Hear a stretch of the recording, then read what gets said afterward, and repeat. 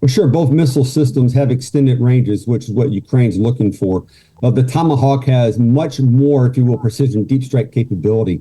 It uses guidance systems to get them from the point of launch to the impact area. The other thing about the Tomahawk missile, obviously, it has two variants. One carries a 1,000-pound explosive. The other carries combined effects bomblets. So in effect, a cluster munition. But the thing about the most important thing about the Tomahawk is that it flies at a low altitude. It flies at a high subsonic speed. It's piloted over evasive routes, and it has a unique capability to loiter over its target. So to strike the target when it's most optimal. Okay, so that's fundamentally the difference. They each have length as far as ability to strike targets, but the Tomahawk gives you much more capability and a better chance for the missile to arrive at the impact zone. Given the air defense networks that Russia has, the Tomahawk and obviously the Flamingo and the Neptune have been successful. The Tomahawk brings greater depth and accuracy, though. Meanwhile, Russian dictator Vladimir Putin warns that the possible delivery of U.S. Tomahawk missiles to Ukraine could damage U.S.-Russia relations. Mark, do you feel that Trump would pursue these threats differently than President Biden did? Could this work with Trump's administration? Could Trump's team be afraid of such rhetoric? And second question would be, is Ukraine heading to these Tomahawk missiles? Are we close enough to receive them? Do you feel that President Trump recently mentioning this Tomahawk missile was saying that, yes, we would greenlight this supply of weapons? Yeah, Daniel, I think, and I'm going to grab some words from John here, as he likes to say, we've seen this movie before. Putin often, whether it's been with HIMARS, with Patriots, with Abrams tanks, with the F-16s, is always saying, look, that's going to be a deal breaker. It's all going to fall apart. He did that with Biden. He tapped him out for a long time. And now he's simply trying to do the same thing to stop the U.S. from giving Ukraine Tomahawks.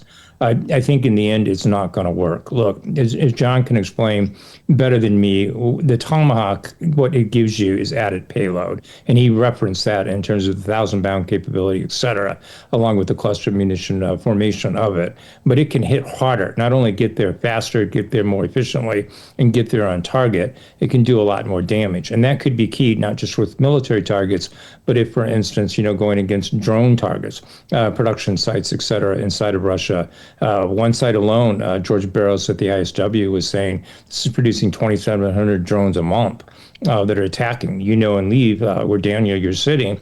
Your city just got hit with 500 of these things, along with some ballistic missiles over the weekend. And so they could take that out. So if those are producing 2,700 a month, you can see the impact on the war. So Tomahawks are needed. They add to the suite of weapons that Ukraine has. And I think Trump will get there. Look, his comments so far have been he doesn't want to escalate the war, but it's very clear that Putin is escalating at this point. He's taking the fight deeper into Western Ukraine. He's going after the energy infrastructure again.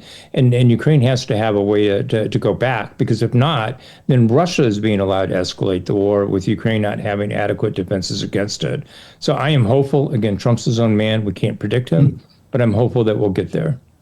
And Mark, do you expect Trump's administration to get a tougher stance on Kremlin if President Trump finally secures this peace deal on Gaza?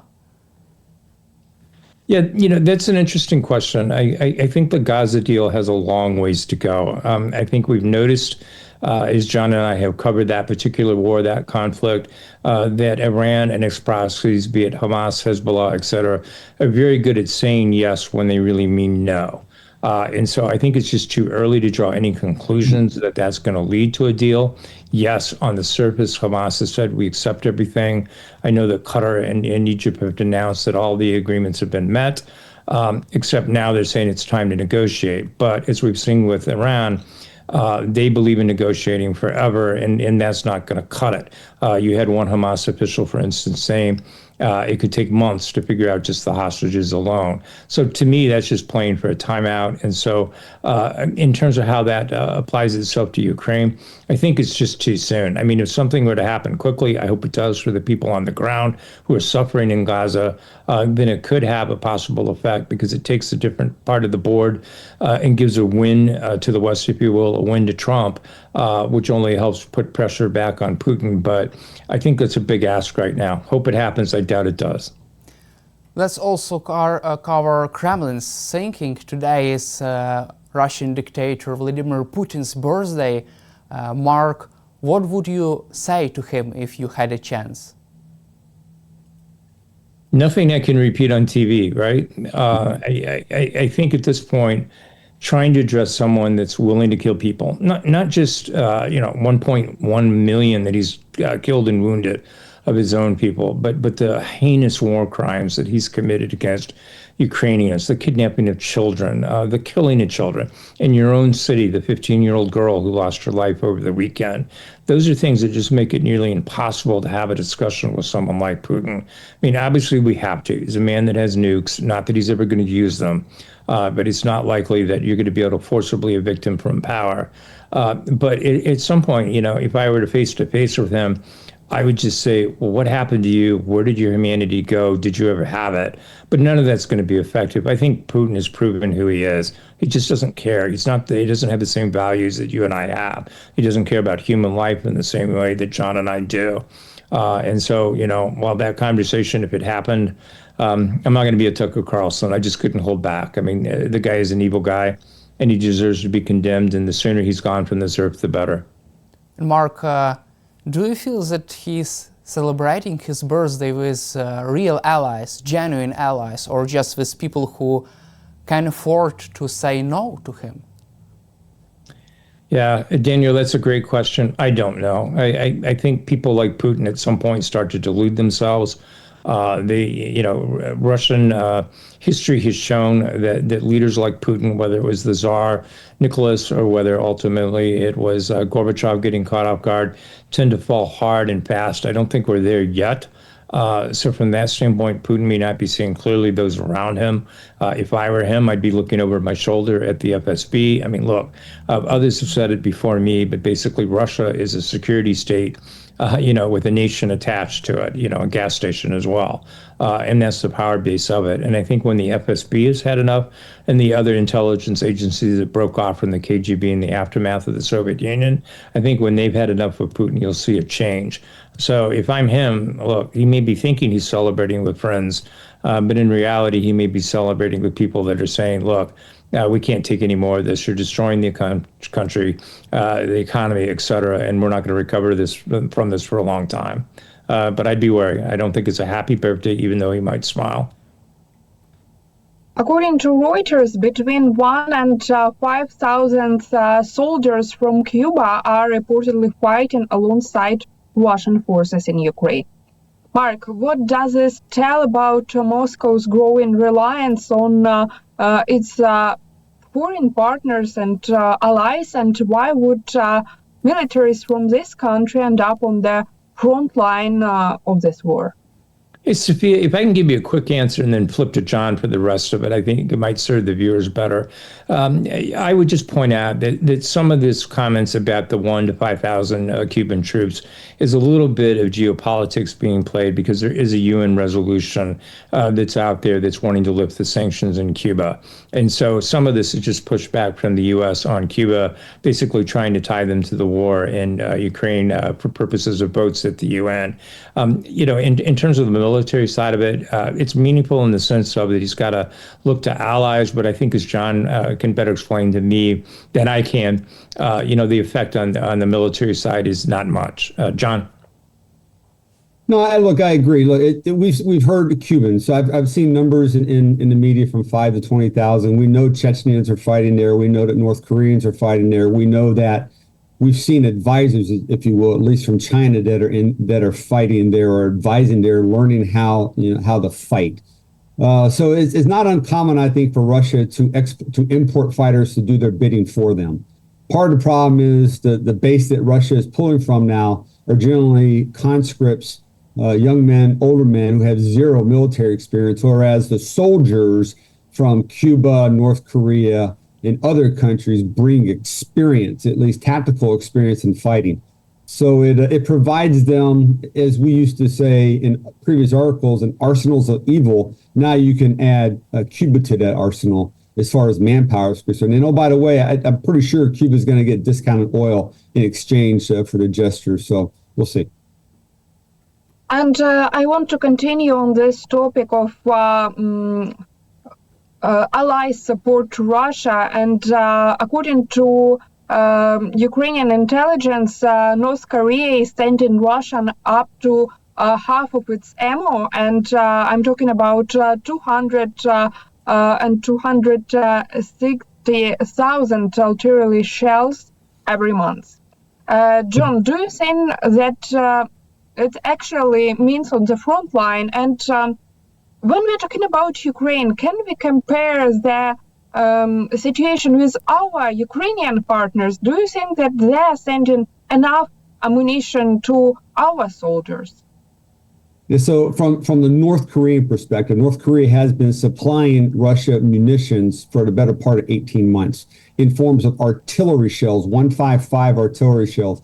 They're also providing the Coxing gun, which is a very powerful howitzer gun that can fire deep into Ukrainian territory, in addition to those North Korean soldiers and advisors. So they have been doing this for a while, and they have been receiving in exchange technology to help them build out their nuclear capable forces. Okay, so we've seen this. I do believe that the allies continue to provide munition support. And what you're seeing now is that the United States has said that they're going to provide additional targeting data, which is critical. And I say critical because with the addition of the Tomahawk missile, okay, which can drop, if you will, munitions, explosive munitions, clusters of munitions, they can use that particular system to go after these type of weapon systems and soldiers that are coming in their assembly areas in Russia, but also at their what we call ports of debarkation, the airfields, the seaports,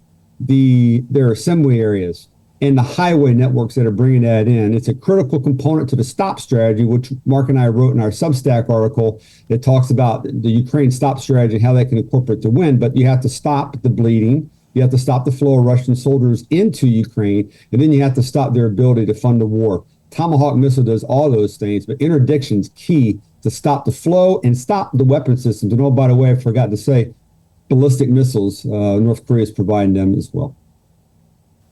I want to touch on the so-called unknown or unidentified drones that keep being spotted not just in Central but also in Western Europe. And I have a question for both of you, and I just want to understand why do you think it's still unclear who is launching these drones? I don't want to speculate, but for me it seems that NATO countries are hesitant and not ready to officially say that it's Russia and it's on Russia. Sure. Look, proof beyond a reasonable doubt is going to be difficult because the FSB is going to put layers of ambiguity between the launchers and who's being funded and equipped with the drone activity and getting that back to Russia. So as we say in intelligence, follow the money. Okay, the drone activity we're seeing over, at least the airport in Munich, but also over Denmark. We don't know if these are just reconnaissance drones that are loitering over certain areas to disrupt, if you will, commercial traffic. Airflow, let's also consider that in Germany at this time of the year, we're in the midst of Oktoberfest. So it's all about creating disruption, trying to instill fear through chaos and intimidating the West without it being tied back to them. I would, as an analyst, be able to say that I believe if FSB is involved, that there are sleeper cells that have been in NATO countries for decades that have been activated, and those, if you will, weapon systems or those drones have been fed to them, and now they are conducting those operations. So it's not clear, but it's also not meant to be clear. But we have to get beyond proof beyond a reasonable doubt and be able to act upon probable cause. Mark? Yeah, no, I agree. I think, look, Ukraine wrote the book initially on how to do this behind enemy lines. I mean, your own masterful taking out of strategic bombers across Russia with drones showed just how far, how deep, how wide you can get. And I think John is right on. From an economist standpoint, you got to follow the money. You got to reverse engineer where this is coming from. Probably not that difficult. Look, these are probably, without having seen the evidence at this point, simple type of drones that you can buy. I mean, kids can get them at stores, et cetera. And so you just want to kind of reverse engineer that to find out where it's being bought, who's buying it, where it's ending up at, and you'll probably see it. In terms of purpose at this point, it's hard to know. At this point, a plane's not been brought down, no explosives have been dropped, et cetera. It seems to be more disruptive. So at least in this early phase, it's messaging, but you don't want to let it get to like a 9/11 situation where it's kinetic and that it's catastrophic. So I think it's something that Europe has to address urgently. And then they just got to call it on the line with Russia. I think the best way to respond is to say, look, we see you, we get it. Now here's the consequence in Ukraine. This is why we're implementing a no-fly zone. That's what we really need to be doing. It's not a time to play games. And just quickly, I'd add to that, Israel sort of mapped out the way here for us, right? After October 7th, they said, we're done playing games with Hezbollah, with IRGC-backed militias in Syria and Iraq, with the Houthis, et cetera. And they systematically started saying, you ratchet it up, we're going to ratchet up that escalation ladder faster than you can climb. That's what Europe needs to be doing now. And in my opinion, do it with a no-fly zone in Western Ukraine. Meanwhile, Sky News military analyst Professor Michael Clark said last week that Ukraine could conduct a surprise attack on Crimea before the winter. John, do you feel that this scenario is still on the table? Is Ukrainian army is capable of conducting such full-scale operation against Russia's military infrastructure? Well, as Mark and I have stated, and we have cited, General Ben Hodges, who used to be the commander of U.S. Army Europe, Crimea is decisive terrain. Crimea, when you own Crimea, you own, in a sense, influence over the Black Sea with, surface-to-surface missiles, surface-to-sea missiles, extension with artillery and air bases. You control the Black Sea, and then also from Russia's perspective, they control or they can defend southern Russia. So Crimea is critical, and I believe that it's on the list, obviously, of territories that they being Ukraine, want to liberate. But they have to set those conditions. And right now they're setting those conditions by taking out air defense networks that prevent the Russians from stopping additional strikes, if you will, from flamingos and from drones and from the Neptune missiles. And I think we'll probably start seeing, again, threats against the Kerch Street Bridge. When that bridge comes down, I believe you're going to see an assault of some type, a counteroffensive of some type to re-seize Crimea. But it's hard to mask mass, okay? I mean, so Ukraine will have to mass an armor force with artillery and personnel, and it's going to be difficult in this time and age with satellite technology and drones. But I do believe that the ultimate target for Ukraine is going to be to liberate Crimea. Now, whether they do Crimea first and the occupied territories second, it's a tactical situation dependent upon what's on the ground and how the war continues to fight out today out to 3-6 months from now. Mark, what do you think? And Mark, do you feel that this would be the best chance for Ukraine to bring Vladimir Putin to the negotiating table by conducting such a large operation against Russia? Yeah, Daniel, it's a great question. And John is right, though. There's a tactical choice here to be made. And so I've got to be careful at high altitude to say one is better than the other, because there are real lives of troops, soldiers, et cetera, in play. And you never want to give away any ideas to the enemy, right? Whether it's the Donbass or whether it's Crimea, that's up to Zelensky and his generals to figure out what's the best way to make that play. But I would argue, in terms of Crimea, ultimately, General Ben Hodges is right, mutual friend of all of us. he said that Crimea is that decisive terrain of this war. I would even go one step further and say, look, there's also another war here now. There's Putin's war against Eastern Europe. And so it's decisive terrain as well in terms of what is Transnistria going to look like in the future? What is Moldova going to look like in the future? Potentially, what is even Georgia going to look like in the future? And I'll give a little teaser. John is working on an article for us talking about all of those things, all of these satellite states, if you will, of Putin that are resting a bit here. And so Crimea could be exceptionally decisive in that regard as well. But that's for Thursday. There's the teaser, but we'll release that on our Substack soon.